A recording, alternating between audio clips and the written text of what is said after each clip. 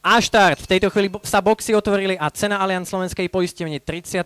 starohajské kritérium bolo otvorené a počkáme si z tohto čelného pohľadu. Ťažšie rozoznať, kohože to tam máme v popredí. Je tam Valmont One, je tam takisto aj Aldar, je tam aj Trixie, takže Trixie, Valmont One, Aldar, kone trochu pulujú, jazdci ich nechcú pustiť, ale napokon to jockey Martin Laube rozhodol a Valmont One pôjde dopredu, za ním trojblok Ideal Approach, Aldar a Trixie na bariére, takže Valmont One, Trixie, Aldar a Ideal Approach teraz s treťou stopou prechádza na druhú pozíciu.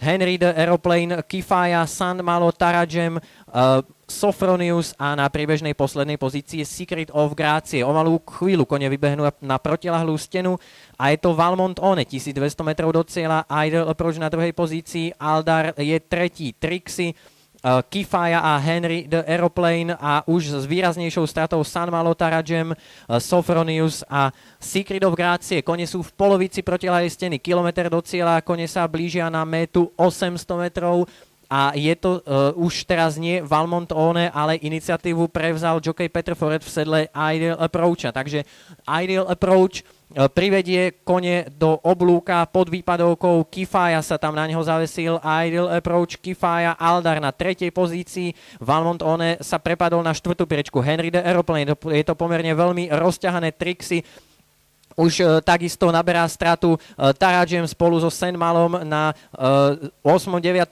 mieste a ďalšie dva kone už sú naozaj ďaleko, ale teraz výrazne vybočil Ideal Approach, ktorého to vynieslo až na vonkajšiu stranu dráhy. Aldar stredom dráhy bude útočiť, Aldar, Ideal Approach, Aldar ide dopredu, Ideal Approach už to zrejme nestihne, takže to bude víťazstvo Aldara. Aldar, Ideal Approach ešte sa snaží, ale nebude to stačiť. Aldar víťazom starohajského kritéria, Ideal Approach druhý, Henry the Aeroplane, Kifaya, Trixie piata.